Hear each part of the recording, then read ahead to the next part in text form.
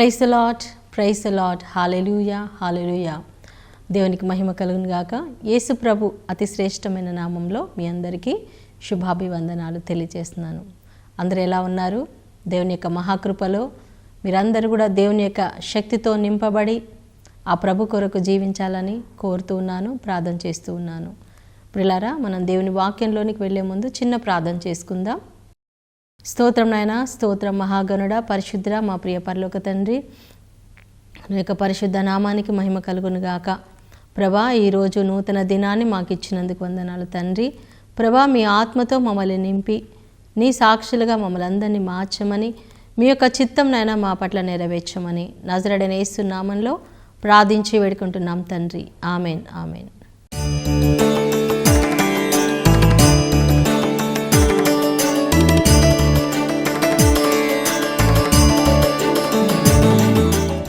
Praise the Lord హల్లెలూయా.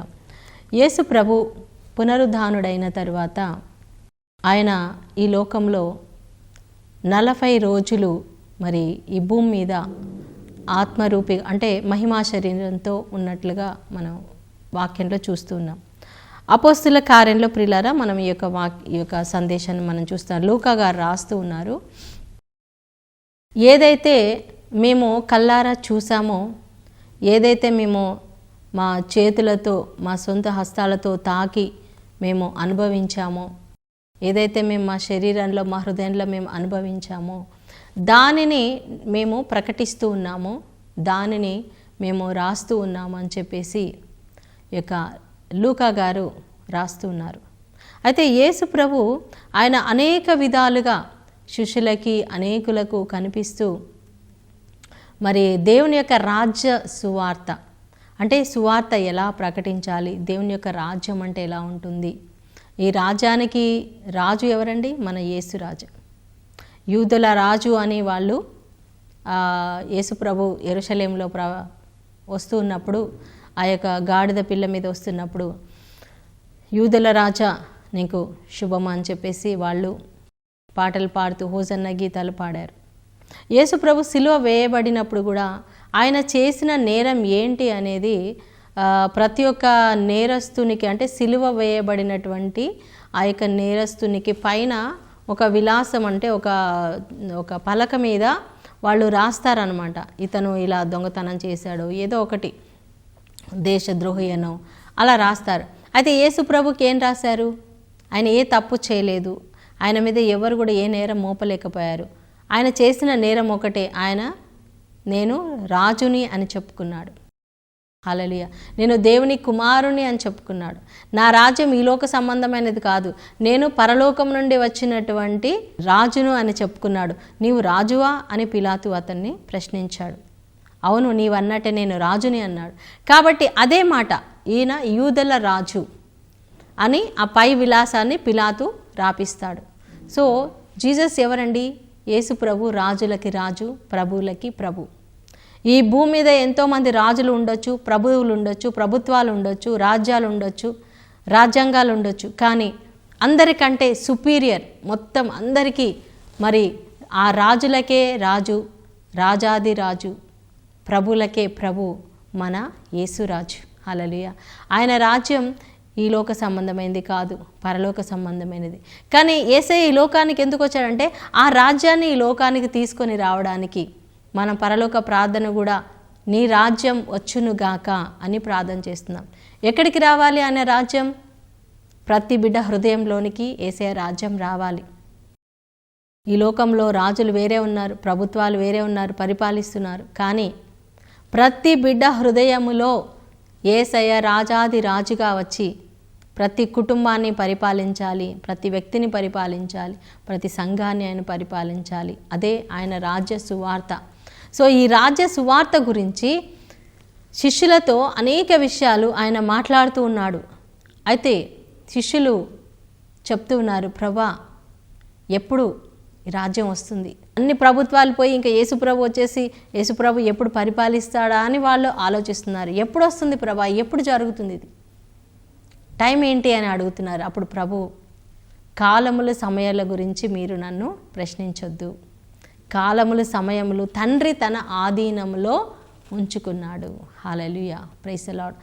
తండ్రి తన ఆధీనంలో ఉంచుకున్నాడు. ఎప్పుడు ఏం జరగాలి నీ జీవితంలో అయినా, నా జీవితంలో అయినా, ప్రపంచంలో అయినా, ప్రపంచంలో జరుగుతున్న ప్రతి ఒక్కటి కూడా ఈ టైం అనేది దేవుడు తన ఆధీనంలో ఉంచుకున్నాడు. ఏది కూడా తనకు తెలియకుండా జరగట్లేదు. ప్రతి ఒక్కటి కూడా ఫస్ట్ నెబుకద్నెజర్ రాజు, దాని తర్వాత పారసీకుల రాజ్యం, ప్రపంచాన్ని పరిపాలించినటువంటి వాళ్ళు. మరి ఈ యొక్క ప్రభుత్వాన్ని ఎవరు ఏర్పాటు చేశారు అంటే దేవుడే ఏర్పాటు చేశాడు.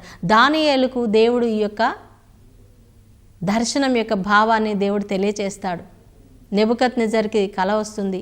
ఆ కల భావాన్ని ఎవరు చెప్పలేకపోయారు. అప్పుడు దానియేలుకు దేవుడు తెలియచేశాడు. ఈ యొక్క నెబుకద్నెజర్ ఫస్ట్ ప్రపంచాన్ని పరిపాలించినటువంటి రాజు. దాని తర్వాత అతని రాజ్యం అయిపోయాక మాదీయ పారసికుల రాజ్యం వచ్చింది. దాని తర్వాత గ్రీకు రాజ్యం వచ్చింది. గ్రీకులు పరిపాలించారు ప్రపంచాన్ని. దాని తర్వాత రోమన్స్ పరిపాలించారు, రోమా ప్రభుత్వం. ఈ 4 ప్రభుత్వాలు అయిపోయిన తర్వాత మరి 10 అంటే కాళ్ళు చూపిస్తాడు ప్రభు. కాళ్ళు అంటే ప్రపంచమంతటా కూడా మొత్తం విభజించబడుతుంది అనమాట. ఏ రాజ్యానికి ఏ రాజ్యం కలవదు. సో అన్ని దేశాలుగా, ప్రభుత్వాలుగా విభజించబడ్డాయి. ఇవన్నీ అయిపోయిన తర్వాత ఒక రాజ్యం వస్తుంది. అది ఎవరి రాజ్యం అంటే యేసయ్య రాజ్యం. ఒక రాయి అది పెద్దగా అయిపోయి మొత్తం ప్రపంచమంతటా అది నిండిపోతుంది. ఈ మిగిలిన రాజ్యాలన్నిటిని కూడా త్రోసివేసి ఆయన రాజ్యాన్ని స్థాపిస్తుంది. అదే యేసయ్య రాజ్యం, పరలోక రాజ్యం. హల్లెలూయా. ఆ దర్శనం మరి నెరవేరబోతుంది. అది ఎప్పుడు నెరవేరుతుంది అనేది, ఆ సమయం అనేది, ఆ కాలం అనేది మనకు తెలీదు. అందుకే యేసయ్య చెప్తున్నాడు, కాలములు సమయములు తండ్రి తన ఆధీనంలో ఉంచుకున్నాడు. అయితే మీరేం చేయాలి? ఆ రాజ్యం కంప్లీట్గా ఈ లోకానికి వచ్చే ముందు ప్రతి ఒక్కరిలో ఆ దేవుని రాజ్యం రావడానికి మీరేం చేయాలంటే యెరూషలేమును విడిచి వెళ్ళొద్దు. హల్లెలూయా. శిష్యులతో ఆయన చెప్తున్నాడు, మీరు ఈ యెరూషలేమును విడిచి వెళ్ళొద్దు. అంటే అప్పుడు ఆ టైంలో చెప్పాడనమాట. ఎందుకంటే మీరు ప్రార్థనలో ఉండండి. నేను తండ్రిని అడిగాను కదా, ఏమని అడిగారు ఆయన? నేను మీకోసం ప్రార్థన చేస్తున్నాను, తండ్రిని అడుగుతున్నాను, ఆయన ఆదరణకర్తను ఈ లోకానికి పంపిస్తాడు. ఆదరణకర్త అంటే ఎవరు? పరిశుద్ధాత్మ. ఇప్పుడు యేసుప్రభు వచ్చారు, ఆయన పని చేశారు, ఆయన వెళ్ళిపోతారు. ఈ 40 రోజుల తర్వాత ఆయన ఆరోహణం అయిపోతాడు. ఆయన వెళ్ళిన తర్వాత ఎవరు వస్తారు ఈ భూమి మీదకి? పరిశుద్ధాత్మ దేవుడు వస్తాడు. పరిశుద్ధాత్మ యొక్క పరిచర్య ప్రారంభమవుతుంది. సో పరిశుద్ధాత్మ మీతోనే ఉంటాడు, మీలోనే ఉంటాడు. ఆయన మీకు అన్నీ నేర్పిస్తాడు. మీరు ఎప్పుడు ఏం మాట్లాడాలి, ఏ పని చేయాలి, ఏ సలహా తీసుకోవాలి, ఎటు వెళ్ళాలి, ఏంటి అన్నీ కూడా పరిశుద్ధాత్మ దేవుడు మీకు నేర్పిస్తాడు. కాబట్టి మీరు ఆ తండ్రి వాగ్దానం పొందుకోవడానికి, ఆ పరిశుద్ధాత్మను మీరు పొందుకోవడానికి మీరు యెరూషలేమును విడిచి వెళ్ళొద్దు. మీరందరూ ఐక్యతతో కలిసి ప్రార్థన చేయండి అని యేసయ్య చెప్పాడు. హల్లెలూయా, ప్రైజ్ ది లార్డ్. ప్రభు వాళ్ళకి అనేక విషయాలు ఆ 40 రోజులు కూడా బోధిస్తూ వాళ్ళని యెరూషలేము వదిలి వెళ్ళొద్దని చెప్తూ, పరిశుద్ధాత్మ మీ మీదకి వస్తాడు. 8వ వచనం నుండి మనం చూస్తే, అయినను పరిశుద్ధాత్మ మీ మీదికి వచ్చినప్పుడు మీరు శక్తిని పొందెదరు. హల్లెలూయా. అంటే అంతవరకు వాళ్ళు శక్తిని పొందుకోలేదు. ఇప్పుడు లాస్ట్ వీక్ మనం నేర్చుకున్నాము, పేతురు మళ్ళీ చేపలు పట్టుకోవడానికి వెళ్ళాడు. ఎందుకు వెళ్ళాడు? అతనికి ఇంకా శక్తి లేదు. శిష్యులు కూడా మరి పేతురు వెంట వెళ్ళిపోయారు. ఎందుకంటే వాళ్ళకు కూడా శక్తి లేదు, ధైర్యం లేదు, వాళ్ళకి అంత ఆత్మలో బలం పొందుకోలేదు. సో ప్రభు కొరకు మనం నిలబడాలంటే, ప్రభు సాక్షిగా నిలబడాలంటే మనకి ఆయన శక్తి కావాలి, ఆయన ఆత్మ అభిషేకం కావాలి. అది పరిశుద్ధాత్ముడే మనకు ఇవ్వగలడు. కాబట్టి మీరు శక్తిని పొందుకునే వరకు మీరు ఎడతెగక ప్రార్థన చేస్తూ ఉండండి. ఆ పరిశుద్ధాత్మ దేవుడు మీ మీదకి దిగి వస్తాడు. ఆయన వచ్చినప్పుడు, పరిశుద్ధాత్మ వచ్చినప్పుడు, తండ్రి కుమార పరిశుద్ధాత్మ త్రియేక దేవునిలో ఆ యొక్క మూడవ వ్యక్తి పరిశుద్ధాత్మ దేవుడు. తండ్రి దేవుడే, యేసుప్రభు కూడా దేవుడే, పరిశుద్ధాత్ముడు కూడా దేవుడే. హల్లెలూయా. త్రియేక దేవుణ్ణి మనం ఆరాధిస్తున్నాం. ఈ విషయం మనందరికీ బాగా తెలుసు ప్రియులారా. దేవుడు ఒక్కడే, కానీ ఒక్క దేవునిలో 3 వ్యక్తిత్వాలు ఉన్నాయి, 3 వ్యక్తులు ఉన్నారు. తండ్రిని మనం ఎవరం కూడా చూడలేము, ఆయన్ని చేరుకోలేము. కాబట్టి ఆయన సెకండ్ పర్సన్ యేసు ప్రభుని, తన రూపమైన దేవుని రూపమైన యేసు ప్రభు ఈ లోకానికి వచ్చాడు. అది కూడా శరీరధారిగా వచ్చాడు. సో ఇప్పుడు ఆయన వెళ్ళిపోతున్నాడు. ఆయన వెళ్ళిపోయిన తర్వాత తండ్రి, కుమార, పరిశుద్ధాత్మలో త్రియేక దేవునిలో 3వ వ్యక్తి అయినటువంటి పరిశుద్ధాత్మ దేవుడు ఈ లోకానికి దిగి వస్తాడు. ఆయన వచ్చి అందరి లోపల ఆయన నివాసం చేస్తాడు.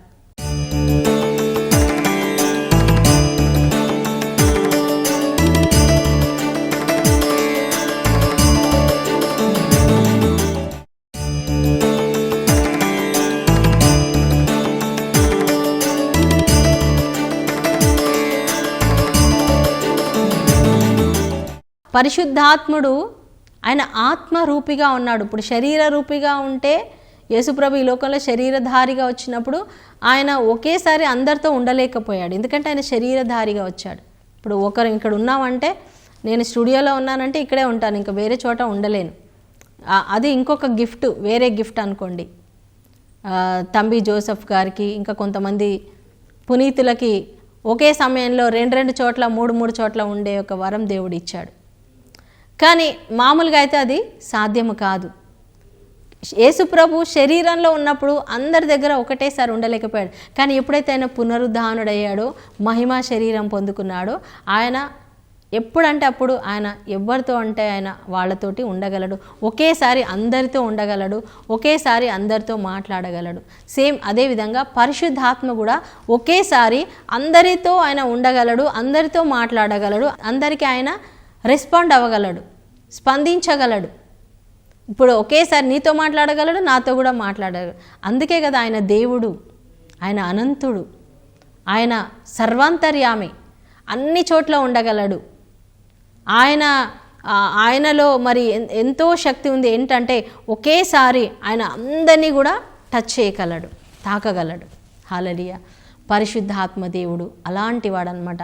ఆయన మన లోపలికి వచ్చి మన లోపల నివాసం చేయగల శక్తి, సామర్థ్యాలు ఆయనకున్నాయి. హల్లెలూయా. ఎందుకంటే ఆయన ఆత్మరూపి కాబట్టి. Praise the Lord. సో ప్రభు అదే చెప్తున్నాడు, ఆయన వచ్చినప్పుడు ఆయన మీ లోపలికి వస్తాడు, మీలో ఉంటాడు. మీరు మాట్లాడాలనుకుంటే మీరు కాదు మాట్లాడాల్సింది, ఆయనే మీలో ఉండి మాట్లాడతాడు. మీరు ప్రార్థన చేసినప్పుడు మీలో ఉండి ఆయన మాట్లాడతాడు, ప్రార్థన చేస్తాడు. మీరు చేతులు ఉంచి ప్రార్థన చేసినప్పుడు మీ చేతులు కాదు, మీ చేతుల ద్వారా పరిశుద్ధాత్మ దేవుడు తాకుతాడు. మీరు నడిచినప్పుడు కూడా పరిశుద్ధాత్మ దేవుడు నడుస్తాడు. మీరు చూసినప్పుడు పరిశుద్ధాత్మ దేవుడు చూస్తాడు. మీ శరీరాన్ని ఆయన నివాసంగా చేసుకుంటాడు. అందుకే 1 కొరింథీ 3:16లో మన శరీరము, మన దేహము దేవుని ఆత్మకు నిలయము. దేవుని ఆత్మకు నిలయమని మీకు తెలియదా అని మరి పౌలు గారు ప్రశ్నిస్తూ ఉన్నారు. హల్లెలూయా, హల్లెలూయా. అంటే ప్రియులారా, పరిశుద్ధాత్మ మనలోనికి వచ్చినప్పుడు ఏమవుతుందంటే మన స్వభావం మారిపోతుంది. అంతకుముందు మనం పిరికి వాళ్ళుగా ఉండొచ్చు, కానీ పరిశుద్ధాత్మ వచ్చినప్పుడు ధైర్యవంతులుగా మారుతాం. చదువులేని పామరులు వాళ్ళు, విద్య లేని పామరులు, పేతురు మరి వీళ్ళు యోహాను ఇంకా మిగిలిన కొంతమంది శిష్యులు, వాళ్ళకి చదువు లేదు, వాళ్ళు చేపలు పట్టుకునేవాళ్ళు. కానీ వాళ్ళకి అంత జ్ఞానం ఎట్లా వచ్చింది అంటే పరిశుద్ధాత్మ ద్వారా వచ్చింది. అక్కడ ఉన్న వాళ్ళందరూ కూడా ఆశ్చర్యపోయారు, అరే వీళ్ళు ఎలా మాట్లాడగలుగుతున్నారు, ఇంత ధైర్యంగా ఎట్లా మాట్లాడగలుగుతున్నారు, ఎక్కడి నుంచి వచ్చింది వీళ్ళకి జ్ఞానం? వాళ్ళు యేసు ప్రభుతో ఉన్నవారని అక్కడ ఉన్న వాళ్ళందరూ కూడా గుర్తించారన్నమాట. హల్లెలూయా. అందుకే ప్రభు చెప్తున్నాడు, పరిశుద్ధాత్మ మీ మీదికి వచ్చినప్పుడు మీరు శక్తిని పొందుకుంటారు. అయితే ఆ శక్తిని పొందుకున్న తర్వాత మీరు ఏమవుతారు, మీరు ఎలా ఉంటారు, మీరేం చేయాలి? దేవుడు శిష్యులు వాళ్ళు ఏం చేయాలో చెప్తున్నాడు. యేసు ప్రభు ఈ లోకాన్ని విడిచి పరలోకానికి ఆరోహణమయ్యే ముందు పలికినటువంటి మాటలండి ఇవి. ఒలివల కొండ మీద, ఒలివల పర్వతం మీద, అక్కడ దాదాపు మరి చాలామంది ఆయన శిష్యులు అందరూ కూడా అక్కడికి వచ్చారు. 500 మంది, అంతమంది దేవుని బిడ్డలు అక్కడ చూస్తూ ఉండగా ఆయన వాళ్ళతో మాట్లాడినటువంటి మాట, మీరు పైనుండి పరిశుద్ధాత్మ వచ్చినప్పుడు శక్తిని పొందుకొని మీరు యెరూషలేములోను యూదయ సమరయ భూదిగంతాల వరకు నాకు సాక్షులై ఉండెదరు. Hallelujah. Praise the Lord, praise the Lord. ఎందుకండి పరిశుద్ధాత్మ మనలోనికి వస్తున్నాడు? ఎందుకు పరిశుద్ధాత్ముని ఈ లోకానికి పంపిస్తున్నాడు తండ్రి దేవుడు?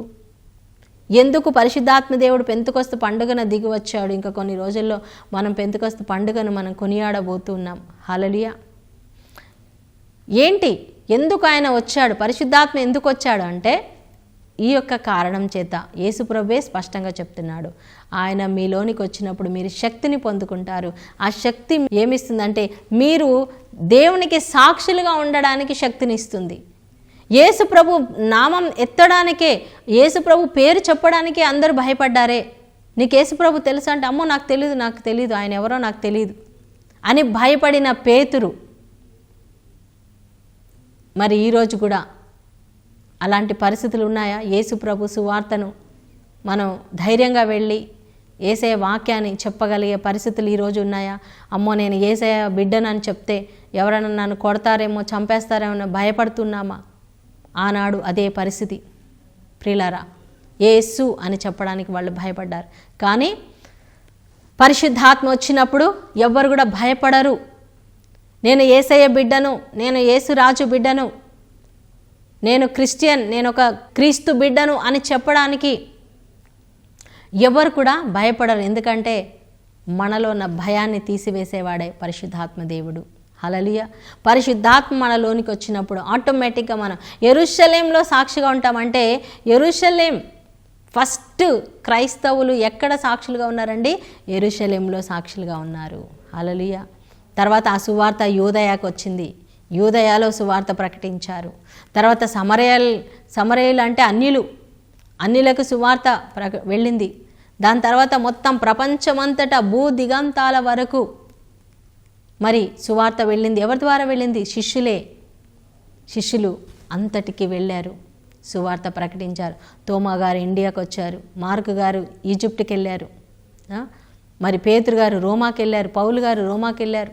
ప్రియమైన సోదరి సోదరులారా, ఇలాగా యేసయ్య శిష్యులు వాళ్ళు యెరూషలేంలో సాక్షిగా ఉన్నారు, యూదయలో, సమరయ, భూదిగంతల వరకు. సో ఈరోజు మనం ఎక్కడెక్కడ సాక్షులుగా ఉండాలి. మనం యెరూషలేం అనగా దేవాలయం, మన సంఘములో మన సాక్షులుగా ఉండాలి. యేసయ్య బిడ్డలుగా దేవుడు మన జీవితంలో చేసినటువంటి మేళ్ళని మనం అందరికీ పంచుకుంటూ, దేవుని మహిమపరుస్తూ, మరి దేవుని స్తుతిస్తూ, నువ్వు ఏ విధంగా నువ్వు దేవునికి సాక్షిగా ఉండగలవో నువ్వు ఆ విధంగా నీ యొక్క చర్చిలో, నీ ప్యారిష్లో నువ్వు పాటలు పాడగలవా, వాక్యం చెప్పగలవా, ఇంకా ఏదైనా పరిచర్య చేయగలవా, ఏదో ఒకటి మర్యాదళం సభ్యులుగా చేరి, స్త్రీల కూటంలో చేరి అందులో నువ్వు ఏదైనా సహాయం చేయగలవా, మరి గ్రామాలకు వెళ్ళి పేదవాళ్ళకి సహాయం చేయగలవా, సువార్త మరి అనారోగ్యంతో ఉన్న వాళ్ళకి సహాయం చేయగలవా. సువార్త అంటే మనం మా బైబిల్ తీసుకొని వెళ్ళే చెప్పాల్సిన అవసరం లేదండి. మనం పేదవాళ్ళని ఆదుకుంటూ వాళ్ళకి సహాయం చేస్తూ, జీసస్ లవ్స్ యూ, యేసయ్య నిన్ను ప్రేమిస్తున్నాడమ్మా అని చెప్తే చాలు. యేసయ్య నీ కోసం ప్రాణం ఇచ్చారమ్మా అని చెప్తే చాలు ప్రియులారా. హల్లెలూయా. చూడండి ప్రియులారా, మనకు వచ్చే చిన్న చిన్న అవకాశాలు, అది ఎవరైనా కావచ్చు, వాళ్ళని మనం చూసి ప్రేమగా యేసయ్య గురించి చెప్పడమే, అదే మనం సాక్షిగా ఉండడం. యెరూషలేంలో సాక్షిగా ఉండాలి. యూదయ అంటే మన బంధువుల మధ్యలో, మన స్నేహితుల మధ్యలో మన సాక్షిగా ఉండాలి. సమరయ అంటే అన్యులకి సాక్షులుగా ఉండాలి. యేసుప్రభు అంటే తెలియని వాళ్ళు ఎంతోమంది ఉన్నారు, వాళ్ళకి మనం ప్రేమతో సువార్తను అందించాలి.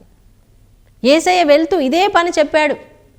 మీరు పెద్ద పెద్ద బిల్డింగ్లు కట్టండి అని చెప్పలేదు. మీరు పెద్ద సంపాదించుకోండి, బాగా చదవండి, డిగ్రీలు అవన్నీ మనకు కావాలి, అవసరమే.